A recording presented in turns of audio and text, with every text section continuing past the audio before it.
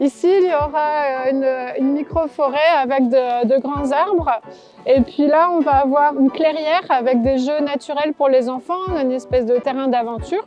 Comme ça sera un espace de nature en plein cœur de ce quartier.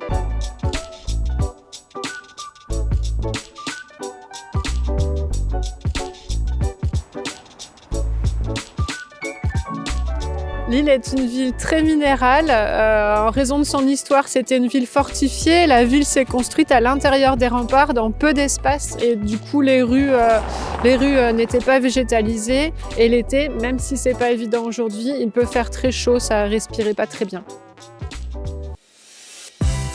The city of Lille will plant 20,000 trees to make the city greener and cooler. Where spaces for trees is limited, green facades and planters are placed instead. In this location, local school children help to plant a so-called microforest. Different native tree species are planted close together.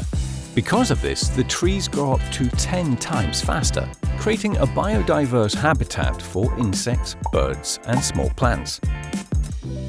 Il a 2 ans. Quoi? Il a 2 ans. Et d'après vous, il peut vivre combien d'années? 150 ans. 1000. Plus. Ah non, trop. Je crois qu'il est important de planter des arbres partout. C'est important pour le climat, mais c'est aussi très important pour les conditions de vie des habitants. Et pour commencer très tôt avec les enfants, pour qu'ils prennent soin de l'environnement et particulièrement des arbres.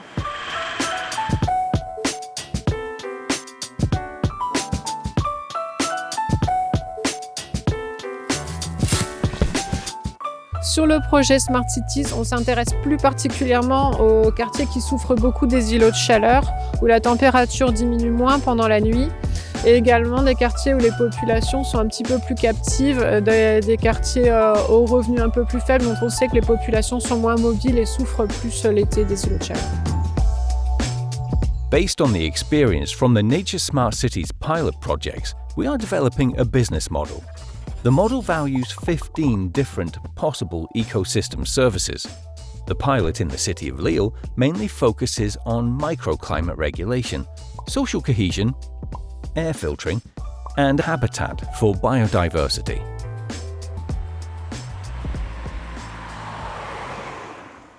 C'est important d'avoir un business model parce que ça permet d'évaluer les services écosystémiques rendus par la nature et ça permet d'aider à la décision des décideurs politiques et des personnes qui souhaitent porter des projets de nature en ville. À Lille, on n'a pas choisi de faire un gros projet sur un site, mais de travailler dans différents quartiers et aussi de travailler avec les habitants en végétalisant les façades de leurs maisons. Alors les habitants, ils étaient très nombreux à participer. On a eu vraiment dans la rue une vingtaine de personnes qui étaient mobilisées pour le projet, ce qui a permis de vraiment travailler sur tout le tronçon de l'espace de la rue. L'intérêt, c'est que ça ouvre aussi des corridors écologiques sur l'ensemble de la rue pour tout ce qui est papillons, abeilles et aussi les petits insectes. On a pensé à des rosiers aussi, il y a des rosiers qui ne sont pas trop piquants. Les résidents sont très contents. Souvent, c'est eux qui nous sollicitent pour planter des arbres dans leur rue. On reçoit régulièrement des demandes. Quand on peut, on les associe au choix des essences, ils participent au choix, parfois aussi à la plantation sur place. On a vraiment des bons retours.